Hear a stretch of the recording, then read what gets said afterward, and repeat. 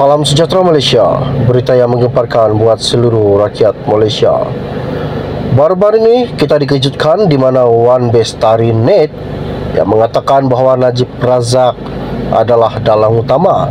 Namun, SPRM telah membuka siasatan bahawa untuk 30 saksi dan Mazhir Muhyiddin juga dalam senarai tersebut.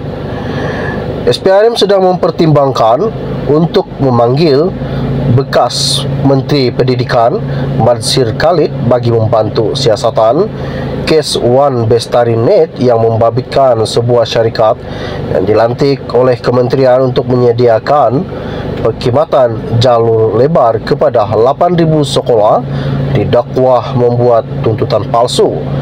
Menurut sumber yang rapat dengan siasatan itu, nama Mazhir adalah antara dalam senarai penyiasatan selain bekas Perdana Menteri Tan Sri Muhyiddin Yassin.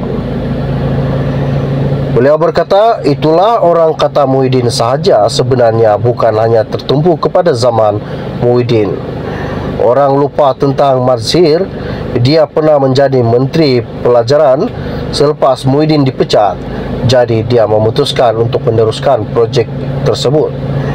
SPRM baru-baru ini melancarkan siasatan ke atas projek Wan Bestari Net yang dianugerahkan oleh Kementerian Pendidikan kepada YTP Communication Sendirian Berhad pada 2011 atas dakwaan pembayaran untuk tuntutan palsu.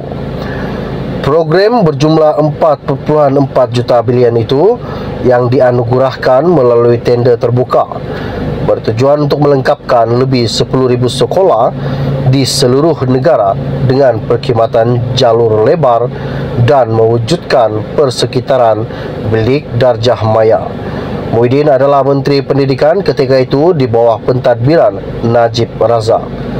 Sejak siasatan itu dimulakan, SPRM telah merekodkan kenyataan bekas Menteri Pendidikan Mazli Malik yang memutuskan untuk menghentikan projek itu selepas dia memegang jawatan berkenaan pada tahun 2018.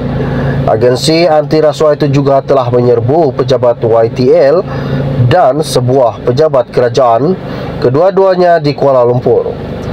Ketua Pesuruhjaya SPRM Azam Baki ketika dihubungi berkata, dia tidak menolak kemungkinan pihaknya akan memanggil Mazhir dan Muhyiddin untuk merekodkan kenyataan mereka berhubung kes tersebut. Katanya, Suruhanjaya itu mahu menganalisis semua bukti yang mereka kumpul terlebih dahulu sebelum memutuskan sama ada untuk memanggil bekas menteri itu ataupun sebaliknya. Ditanyanya maklumat terkini kes itu, Azam Baki berkata, penyiasatan SPRM sedang berusaha untuk mengesahkan tuntutan bulanan yang dibuat oleh syarikat tersebut. Menurut Ketua Pesuruhjaya itu, pegawainya telah melawat beberapa sekolah setakat ini untuk menyimak sama ada perkhidmatan telah disampaikan seperti yang didakwa oleh syarikat itu ataupun tidak.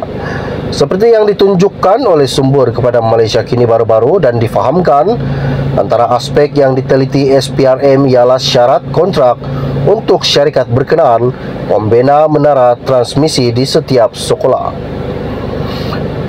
Sekian info ringkas dari saya untuk anda, kita akan berjumpa lagi. Salam jumpa dan salam kenal semua. Bye-bye. Salam sejahtera Malaysia, berita yang menggemparkan buat seluruh rakyat Malaysia. Baru-baru ini kita dikejutkan di mana Wan Bestari Net yang mengatakan bahawa Najib Razak adalah dalang utama. Namun, SPRM telah membuka siasatan bahawa untuk 30 saksi dan Mazhir Muhyiddin juga dalam senarai tersebut. SPRM sedang mempertimbangkan untuk memanggil bekas Menteri Pendidikan Mazhir Khalid bagi membantu siasatan kes Wan Bestari Net yang membabitkan sebuah syarikat yang dilantik oleh kementerian untuk menyediakan perkhidmatan jalur lebar kepada 8,000 sekolah didakwa membuat tuntutan palsu. Menurut sumber yang rapat dengan siasatan itu, nama Mazhir adalah antara dalam senarai penyiasatan selain bekas Perdana Menteri Tan Sri Muhyiddin Yassin. Beliau berkata, itulah orang kata Muhyiddin sahaja sebenarnya bukan hanya tertumpu kepada zaman Muhyiddin. Orang lupa tentang Marzir, dia pernah menjadi Menteri Pelajaran selepas Muhyiddin dipecat. Jadi dia memutuskan untuk meneruskan projek tersebut. SPRM baru-baru ini melancarkan siasatan ke atas projek Wan Bestari Net yang dianugerahkan oleh Kementerian Pendidikan kepada YTP Communication Sendirian Berhad pada 2011 atas dakwaan pembayaran untuk tuntutan palsu.